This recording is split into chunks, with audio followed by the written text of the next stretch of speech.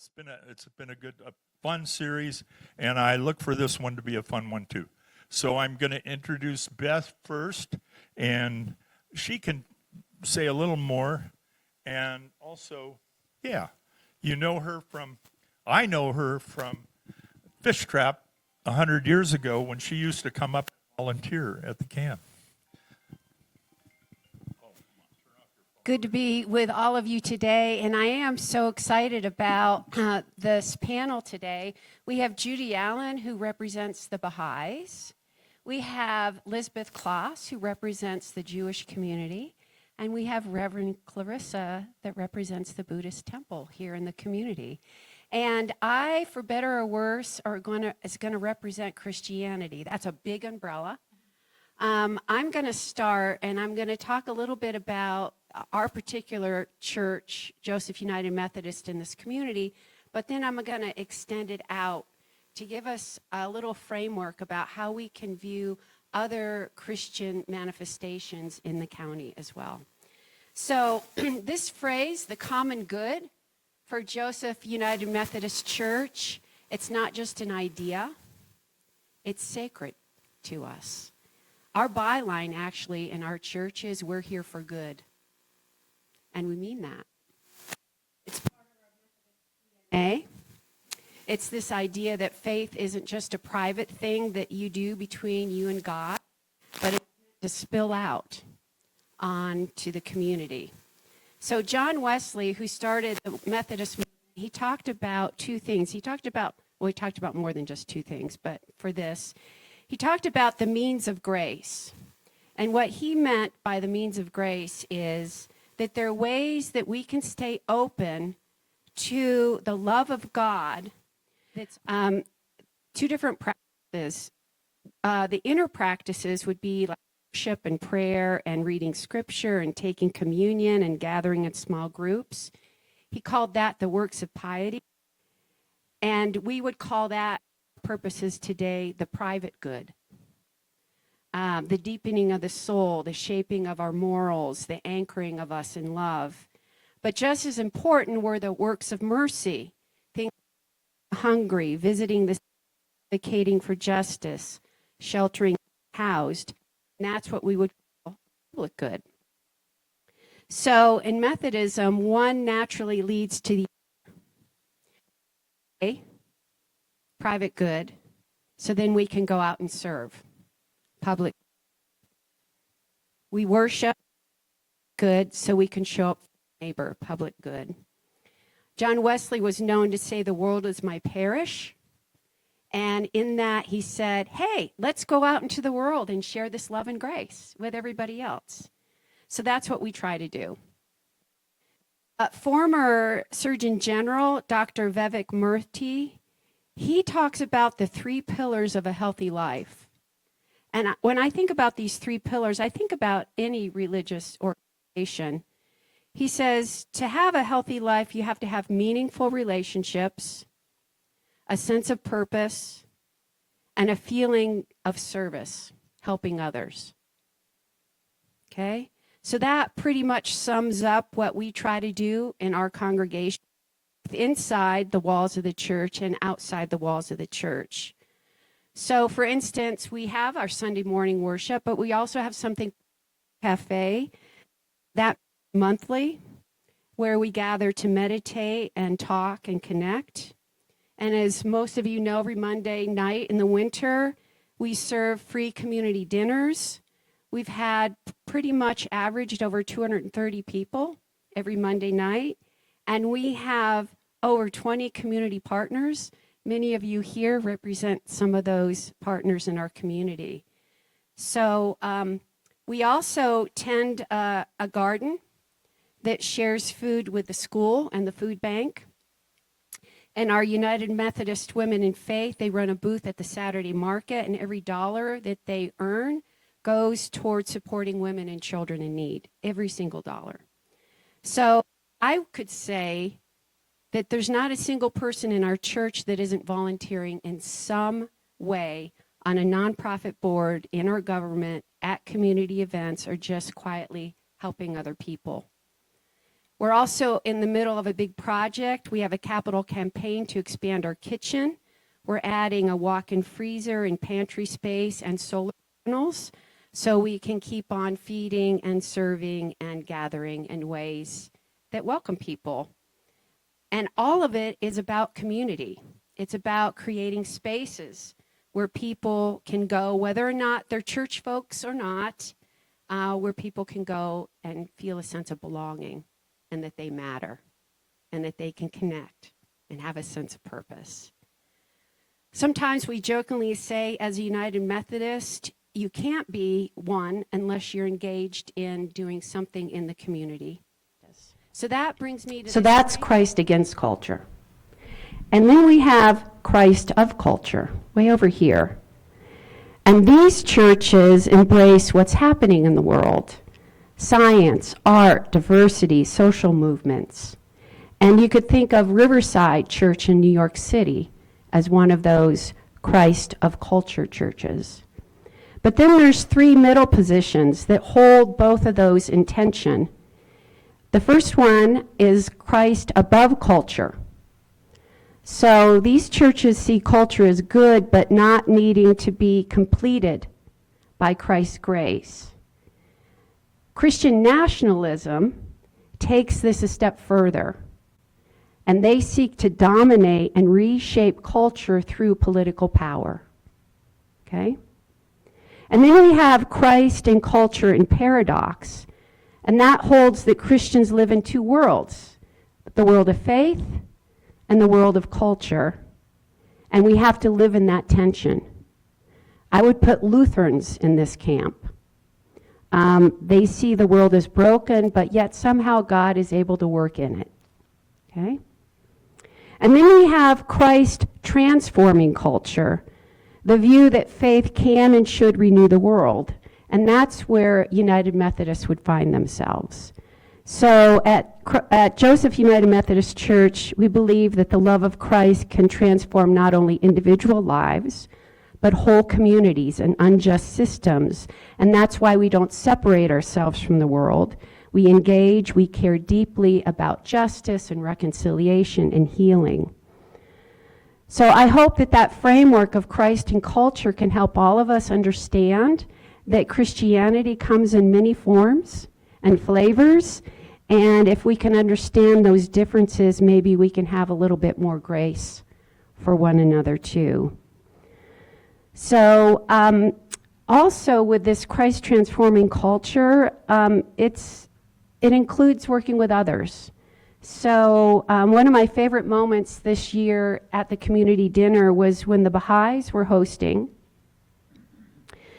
The Mormons brought dessert. Our dear Buddhist monks were there, and the Catholic priest, and we were all eating together. That is such a beautiful glimpse of what I think God dreams for us, a table where everyone belongs.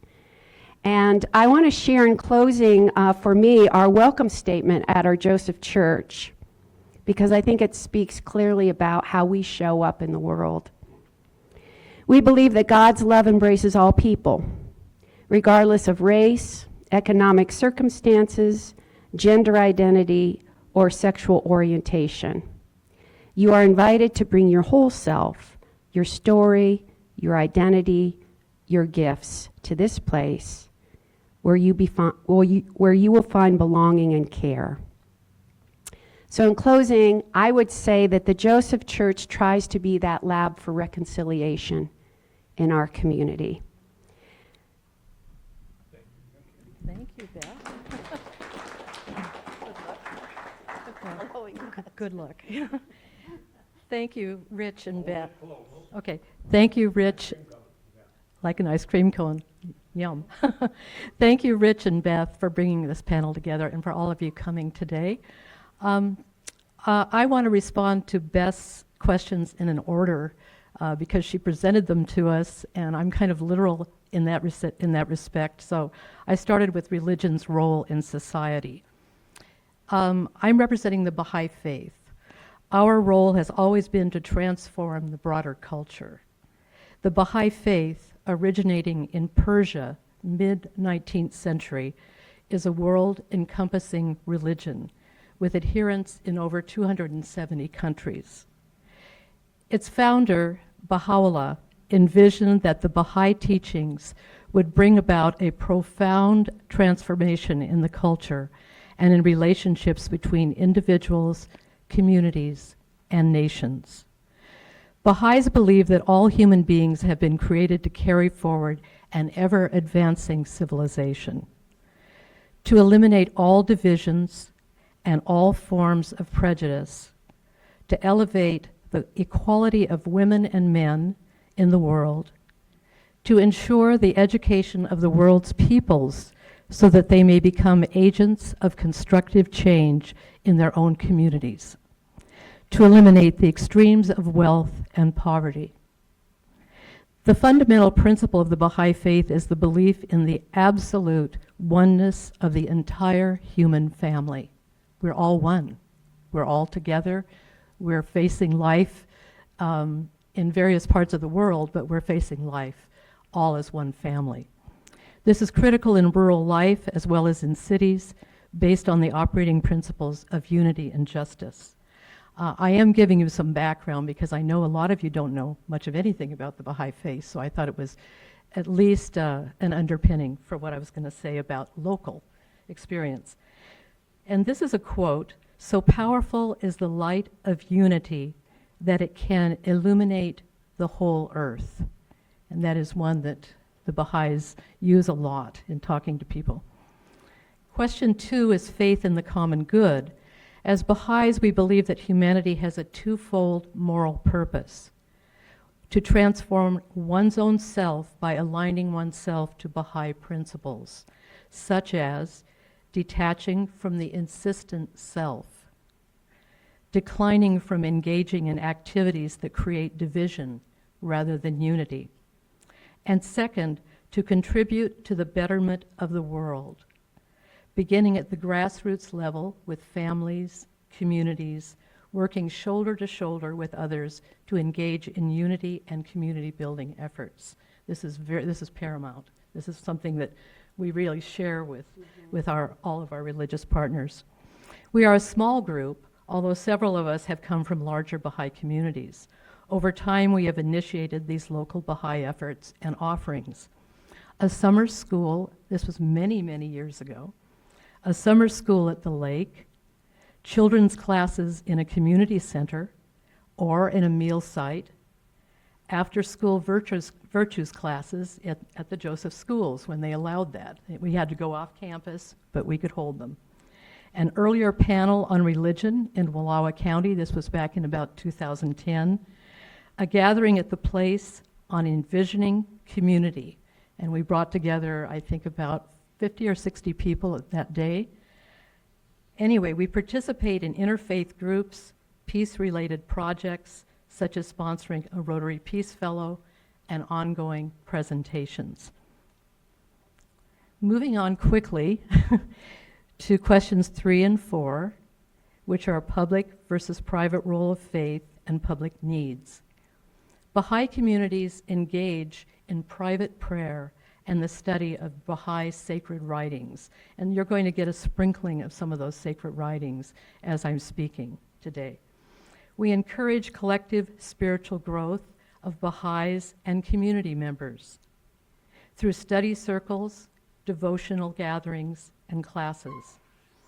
The spiritual education of children and junior youth is both a family obligation and a community responsibility.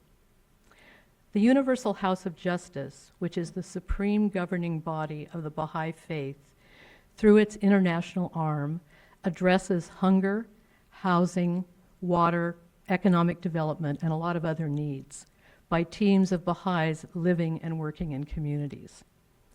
Locally, Baha'is work with Wallowa Resources, Rotary, PEO, Josephy, and various churches, and I'm sure a lot of other groups, to address public needs in housing, food security, education of women, and health care. We may be small in number, but we disperse as atoms in the community and neighborhoods. We assist the ill and infirm. We support the mental health of friends, family, and others. We assist women with getting scholarships. We bring food to the homebound, provide comfort and joy to older adults with singing, and you can guess who the person is leading the singing. And he's not here today, unfortunately. And we say prayers with others. Be ensigns of guidance amongst all creatures, and piercing rays of the mind shedding forth their light. I'm going to take a breather in just a moment. Question number 5, moral courage and social tension.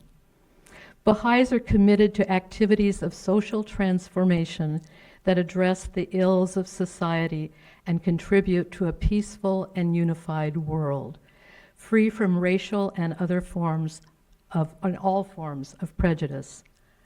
Our purpose locally is to move forward through the present conditions of society to develop spiritual growth in ourselves, in our families, our friends, our neighbors, and co-workers. This would be an amazing thing as we move forward, if we could bring everybody under the tent. We are guided by several principles. We do not engage in partisanship of any kind. We choose to engage in social action locally that is in keeping with encouraging unity and justice. We work to safeguard human rights. All of these stem from the principle of the oneness of the human family. No man can attain his true station except through his justice. No power can exist except through unity. Take a drink of water.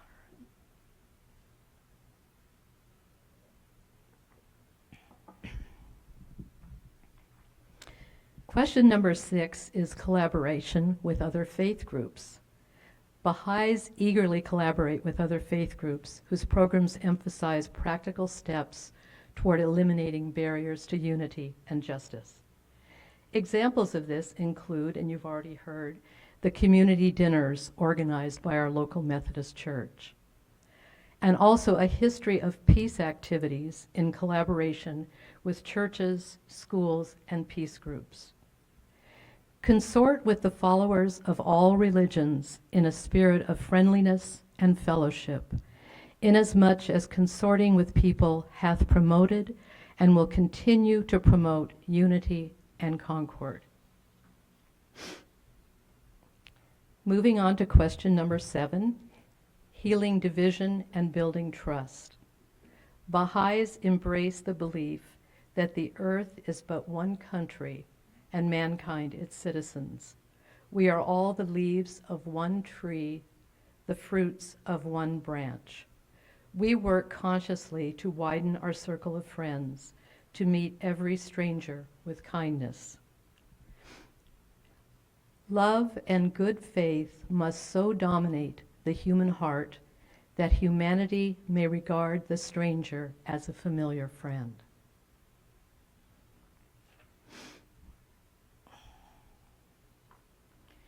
Question number 8 is the vision for the future. Baha'is are eager to play an expanding role in a wider recognition within our community of our inherent oneness. We have a lot of work to do. I mean, I think we all know this. And we're all part of a single human family. We have to keep remembering that. We will work to create the conditions of unity so that Wallowa County reflects these words: the well-being of mankind, its peace and security are unattainable unless and until its unity is firmly established. So this is an ongoing, long process, but we work at it. Finally, question number 9, invitation to collaboration. Baha'is welcome all people to share in creating unity and transformation within our community. This will not come easily or overnight. It will take a persistent effort and struggle to bring about the transformation toward the most great peace that is longed for by all the world's peoples and anticipated by the world's religions. Now must the friends work on with heart and soul and put forth a mighty effort until the ramparts of dissension are toppled down and the glories of the oneness of humanity lead all to unity. And that's my Baha'i statement, and thank you very much for being here.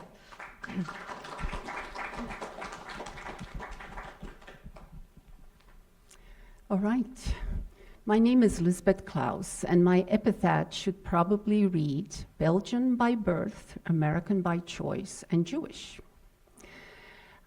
We are very few Jewish people here in Wallowa County, and my husband and I, our home represents kind of what we call Beit HaKodesh, which is a holy house for people of Jewish faith who want to celebrate high holidays or the major holidays of the year, being Rosh Hashanah, Hanukkah, and Passover, and Shavuot. We are probably here in Wallowa County, we count maybe less than the Baha'i, maybe 7 or 8 people who grew up being Jewish. They are now not following really their religion because we have no synagogue. Our closest synagogue is in Walla Walla or in Boise. But at one time in Oregon, with the Oregon Trail and with the Gold Rush, there were quite a few Jews here. When I went to the Wallowa County Historical Society, I saw quite a lot of German Jewish names in the history. But the first Jews that came here, they were the mercantile people that came with the Oregon Trail. They settled in Baker City, in Burns, Heppner. Actually, Heppner was founded by a Jewish person who worked in transport. It's really not kind of normal when you look at the statistics. We are only 0.2% of the world population as a religion. We are a little bit after Israel. In the United States is the second country with the highest concentration with 2.4%. And that's only since the Holocaust. Europe used to be the most Jews lived after outside of Israel. My husband and I are both from mixed backgrounds. My mother was a Sephardic Jew and married a Catholic guy, my father.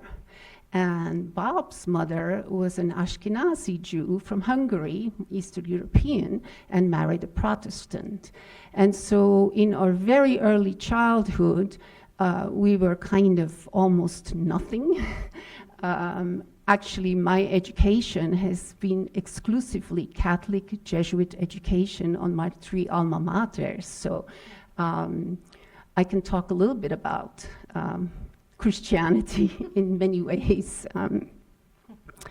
So our gathering here, when I look at the questions that were asked of us, Jewish people have always had certain beliefs that God created the world, but we are here to repair the world, which is called tikkun olam. We have to actively participate in making the world a better place.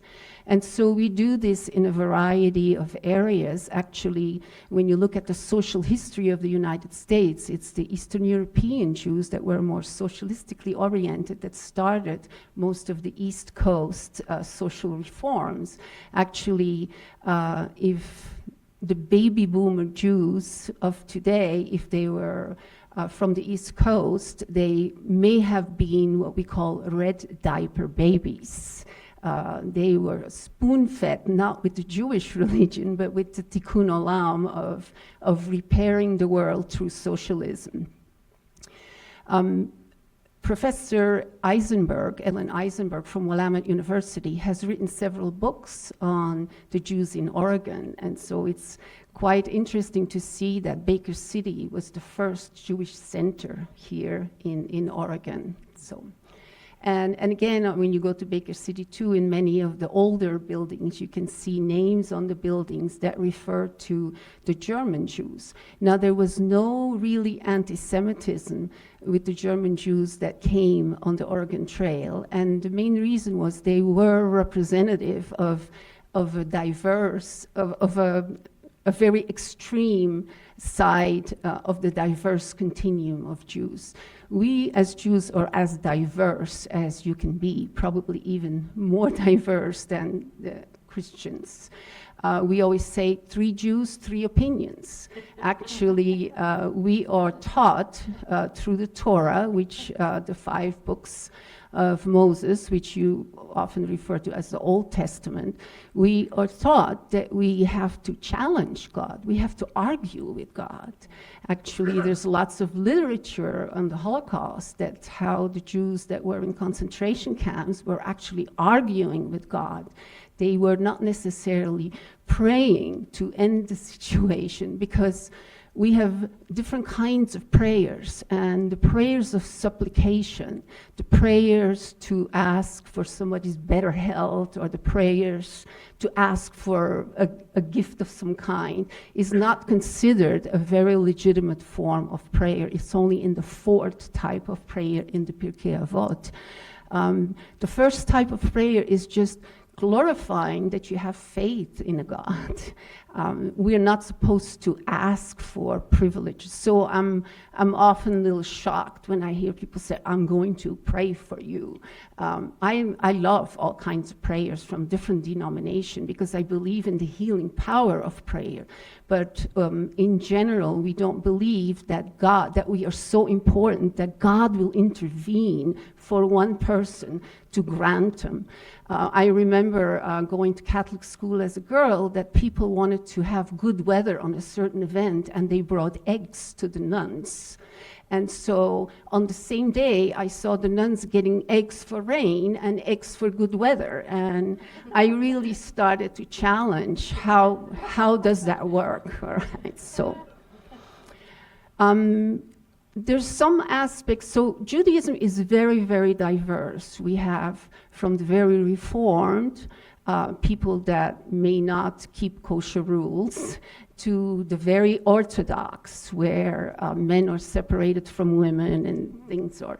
By the way, we wouldn't even form a Reform minyan is 10 people, 10 Jews that have to pray together. So we wouldn't even, I often think about at my funeral, I have to convert all of you. Although we're not a proselytizing religion, I already picked out a few like Craig and Beth who might come and pray over our dead bodies when we're here, right? So I'm sorry to be that morbid about it.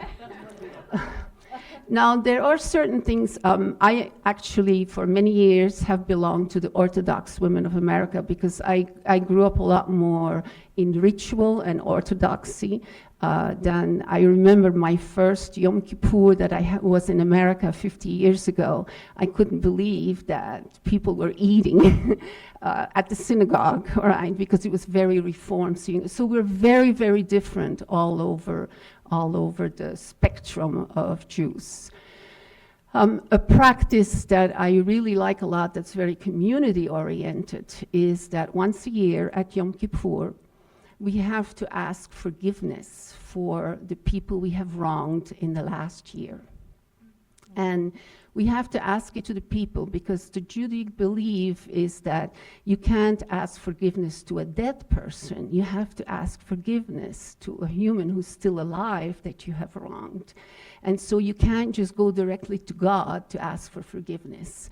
And so just before Yom Kippur, this is a ritual that I observe.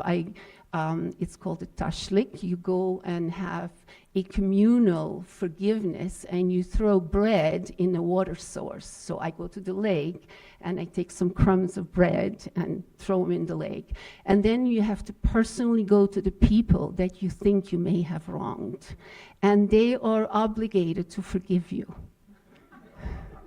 So It's kind of, so you kind of, in the Holy Month just before Yom Kippur, you see like the Jews kind of looking at one another. Did I hurt you? Did I do this? Or do I have to forgive you? Yeah, you have to. Exactly. All right, let me see if I have some other little things I want to say here. We are not a proselytizing religion, so we are not really looking for you to join us. Actually, some people who want to convert, we have a Beit Din. We have 3 rabbis who come together, and we try to convince them 3 times not to join us, because our history is really not that exciting in terms of, being accepted by people and things like that. While I did feel some anti-Semitism when I was in Europe, I rarely experienced it here in the United States, and definitely not in Wallowa County. And I think it's probably also a little bit out of ignorance. People don't really know a lot about the Jewish religion. We try to raise some awareness because there are a lot of stereotypes that are going around. But in fact, stereotypes are not always all that bad. There's usually a little kernel of truth in the stereotypes. So you want to live a life that doesn't confirm your stereotype in general. The Jews that I know in this community are very, very active. I mean, they are at all the events, at all the social events. They're mainly coming from the Reform side of Judaism. And so I always like it that there's a certain nostalgia when they come to one of our events. I have to make sure that we can hold the service because most of them don't speak Hebrew, most of them don't really know anymore. They were brought up very secular as Jews. But there's that nostalgia, and actually I remember receiving a phone call from the parent of one of the people who was at our gathering. And the man actually died a week later, and he called me to say thank you because he said, my son attended one of your dinners, and my wish is that my children get along with one another and that they remember that they are Jewish. And so it was kind of that nostalgia. There's probably a certain guilt that people have of abandoning their religion, but it's so ingrained in the social aspects of their life that when you were raised that way, I believe it's kind of hard to not to live that way. So, thank you. Thank you.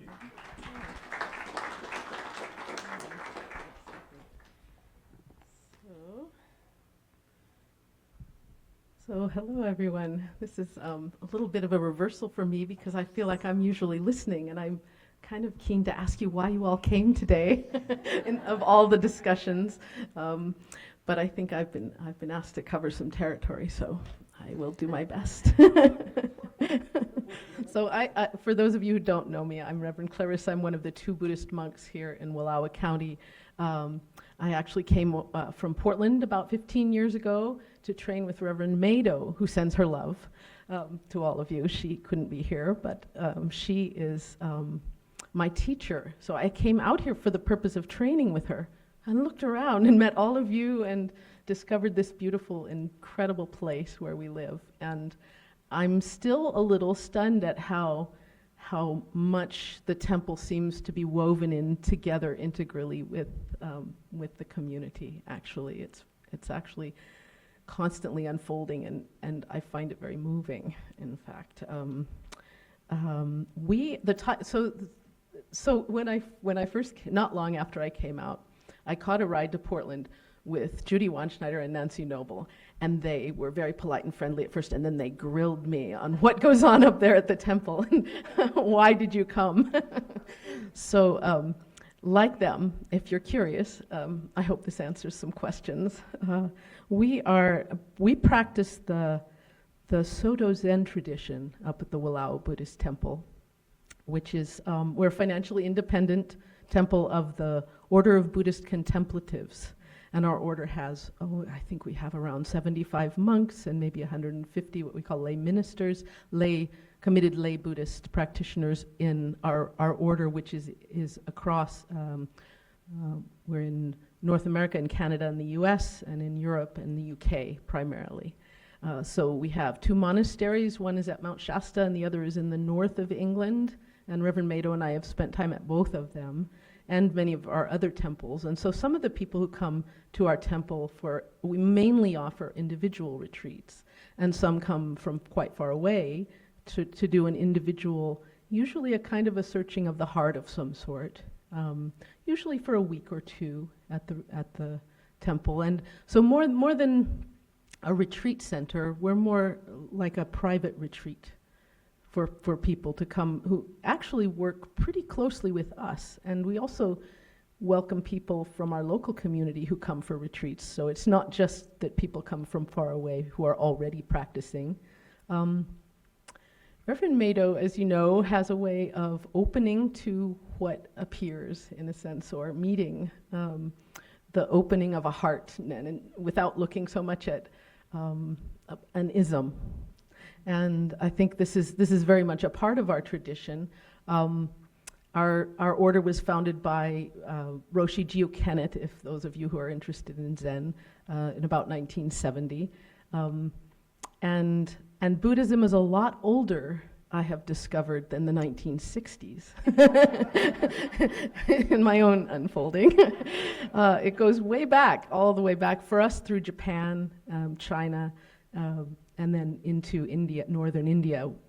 In fact, we just celebrated the year, Happy New Year 2569 Buddhist era, actually, this past weekend. So, and that's based on the birth of the Buddhist era, rather than the common era we mostly follow in 2025. So,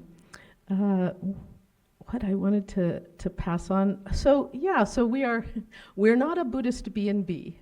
Some people have contacted us very helpfully, want to gonna be in the area, want to support the temple, and although we welcome visitors and a lot of people drop by.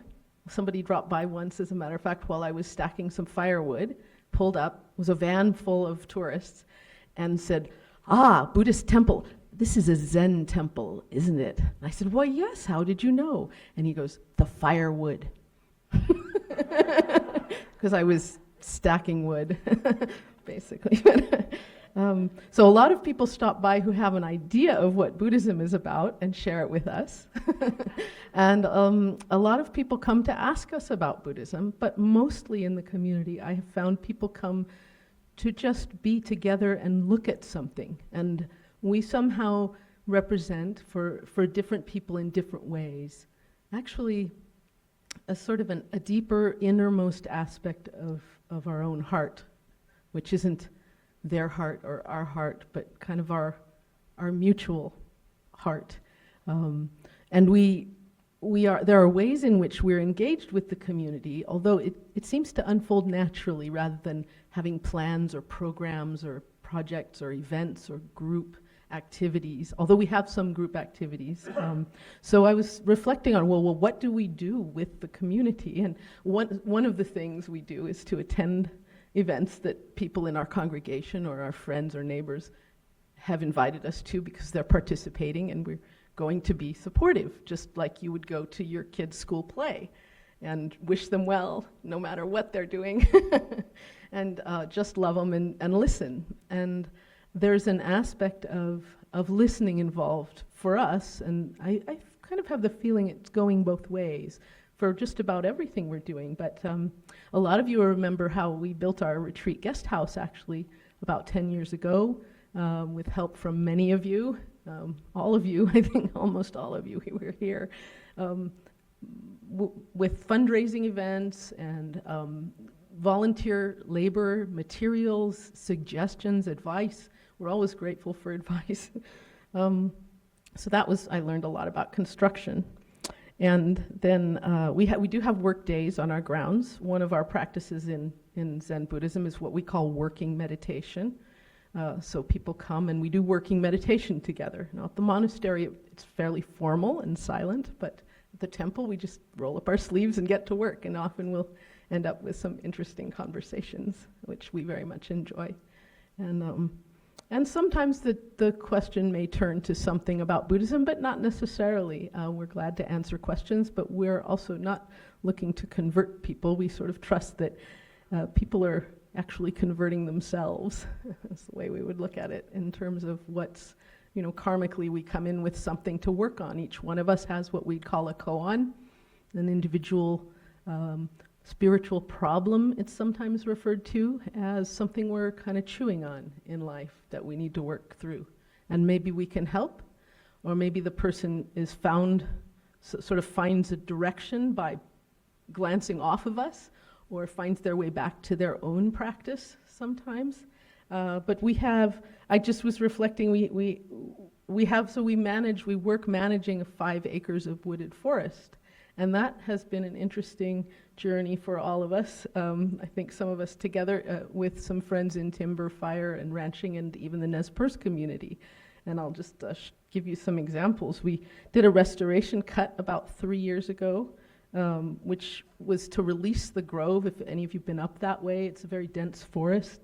And Doug McDaniel had suggested we might need to do something about it. If any of you know Doug, who was in timber and ranching and road and many things for a long time, and Larry Null, in memory of Doug, offered direction and consultation, and we did a cut, removing about a third of the forest, which involved for us a fair amount of explaining to the trees and thanking them for their service, and also learning how to use a chainsaw and how to space how trees needed to be, because there isn't fire on the landscape. And we selected for aspen old growth ponderosa, encouraging the understory,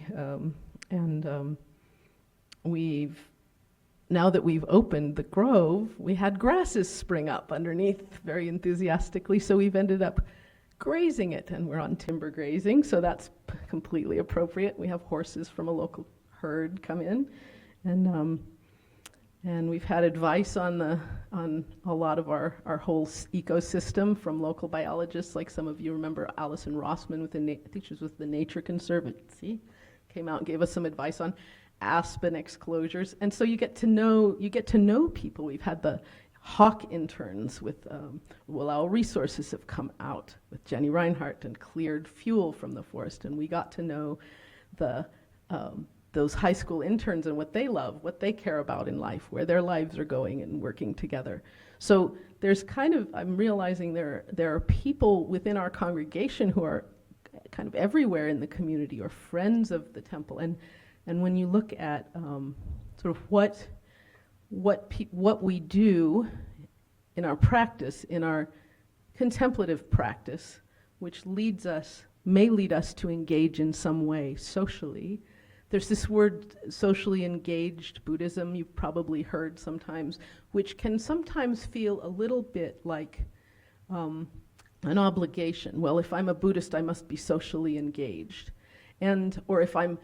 We often hear, if I would be anything religious, I would be Buddhist. We hear this pretty frequently from people, and I think that's a great movement in a sense. There's a movement of here's something I'm drawn towards.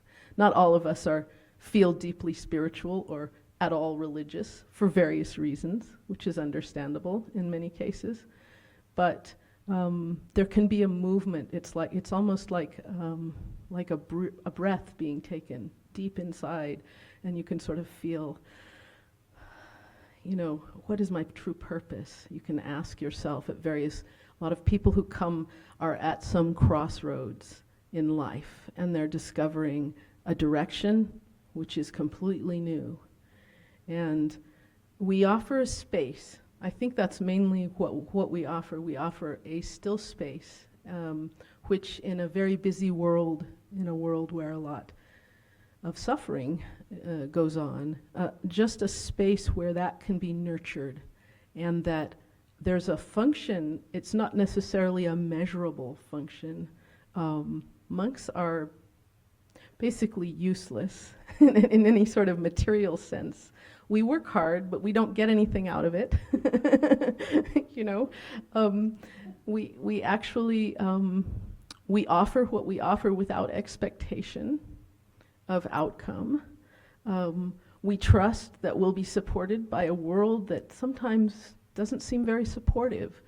And by doing just that movement of our heart, we hope that, in a sense, that will move others to respond in kind. This is actually an ancient system known as dana, which is an exchange of generosity, essentially, in whatever form that takes for anyone, between people who are monastics and people who are householders, and in the Buddhist tradition, going back literally for millennia. It's why the Buddha left home, in a sense, and became a wanderer and sought for understanding of why the world is as it is.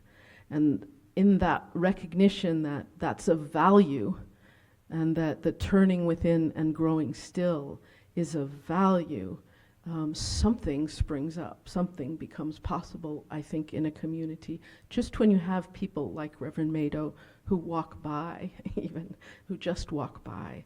And sometimes, there are people in the community who, they may not be socially engaged as such, but they're parents and they're teachers and they're tradespeople. They're people who are ringing up your groceries. You might be surprised, actually, how many people.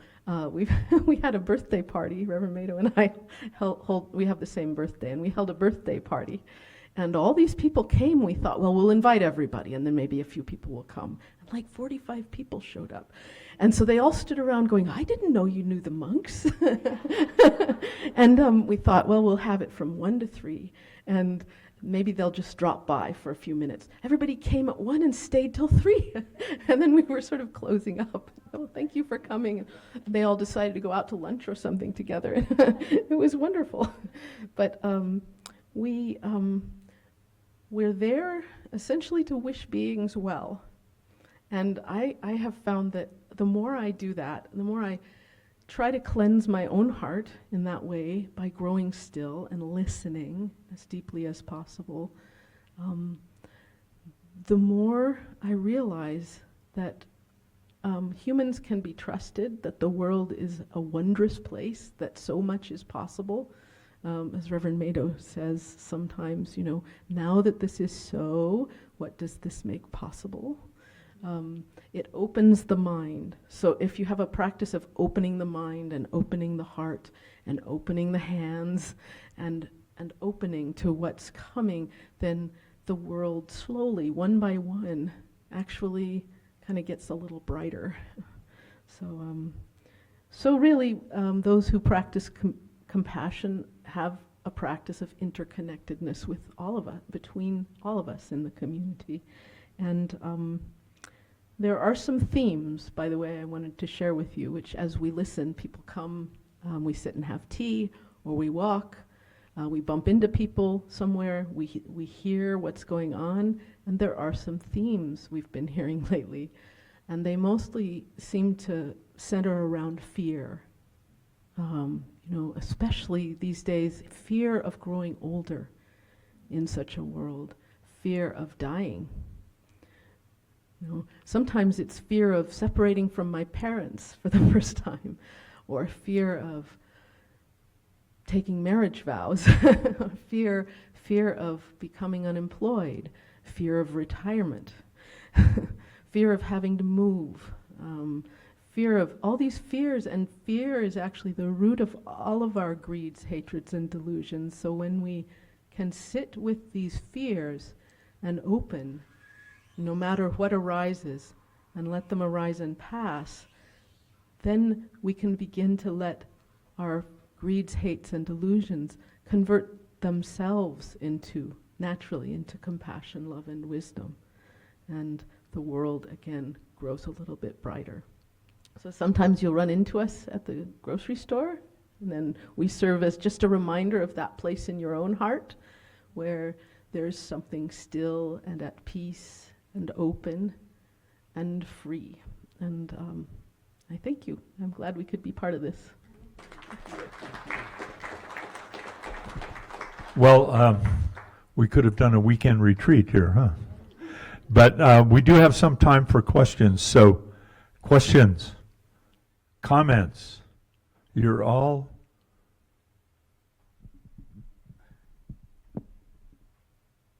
Go ahead, Chris. Like an ice cream. I would just like to ask you if I've been reading in Smithsonian magazine, and it goes back and forth as to whether Buddhism is a religion or a philosophy. And so I was just wanting to get your opinion and what you think about that. You know, it depends on how you approach it. And there are many gates, many doorways into Buddhism. And for some, philosophy is the way in. And so it's a beginning. I wouldn't stop there because it's not an abstraction. In fact, I was thinking, I think twice you sent out an email, Rich, saying it's not about doctrine today. It's not, don't worry, it's not about doctrine. And in Zen, actually, doctrine is practice. So, and I noticed it's similar in the other religions. And I think you can approach any religion from an intellectual standpoint, but then you've got to really practice it. You know, we drop down a little deeper into the heart, I'd say. Yeah. I've been to Nepal, and I have prayer flags that have been blessed. So when I see prayer flags that are hanging up, if they haven't been blessed, they don't mean anything. Bless them, then bless them. Thank you. Anybody else? Come on, be brave. Quite a few years ago, I came up for a meditation evening. Is that still offered? Okay, thank you. Okay. Okay, come on. Not so much a question as a comment in listening to everyone, and sort of tags on Chris's question about religion or philosophy. You know, one response is yes, you know, for all of them. But the word religion itself, at its root in Latin, means to rebind, ligio. You know, ligio meaning like your ligaments. Okay, it means that which connects things, and it recognizes that the world is falling apart, tikkun olam, you know, for example. And so religion is that thing that tries to rebind what's broken. And I hear from each of you, you know, how your particular tradition runs with that.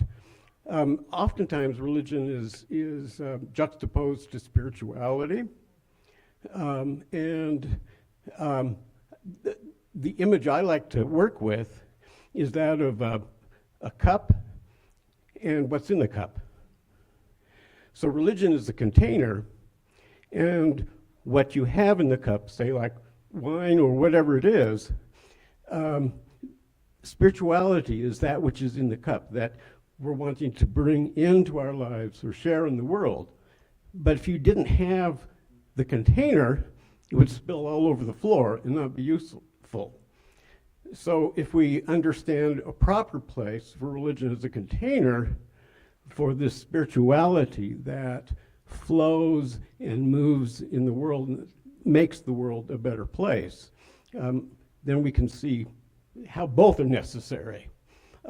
And I hear that from all four of you, that there is that structure, there's practices, and there is that diving deep within. So just want to share that. So got all kinds of thoughts are flooding through my mind. I remember I grew up in a Lutheran church, and when Kennedy was running for president, our preacher told us that the Pope was going to run the country. Literally.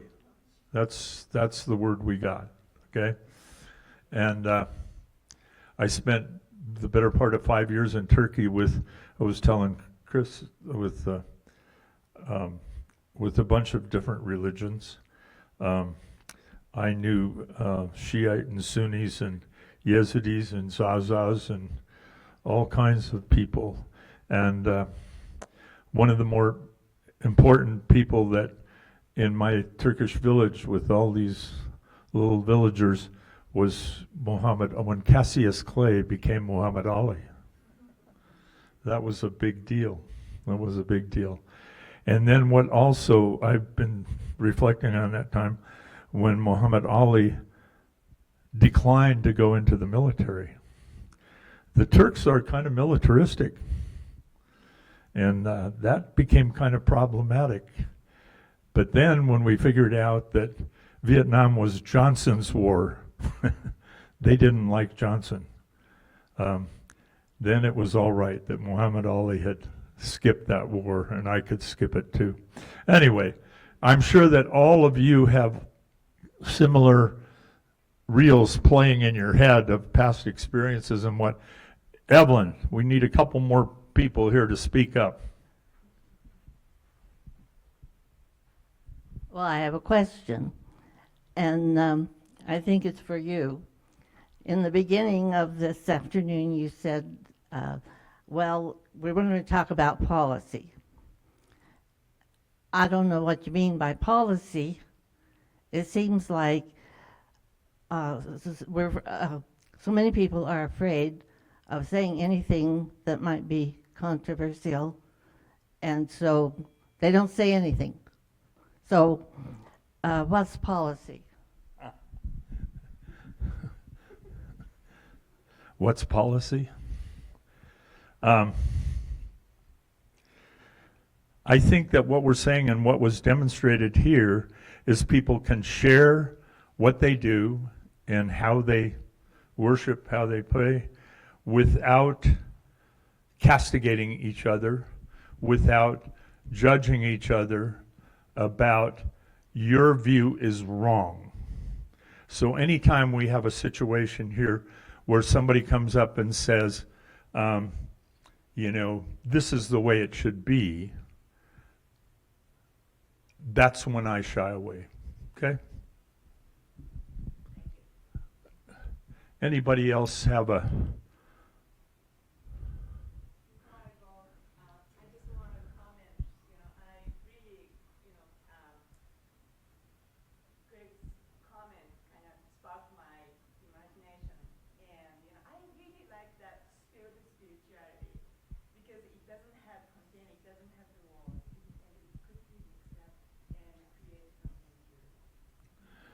So, Beth, since you put this thing together, rather than me have the last word, you get to have the last word. Oh, go ahead. I was just thinking how incredibly blessed we are to have such diversity in our county. And at this time, more than any time I can remember in my lifetime, the love and openness that all of you are expressing is so needed. And please do more and continue. Love all of you so much. I just want to thank Rich for this opportunity. I've learned so much from all of you today, and I want to continue to learn more. So thank you so very much. Mm-hmm.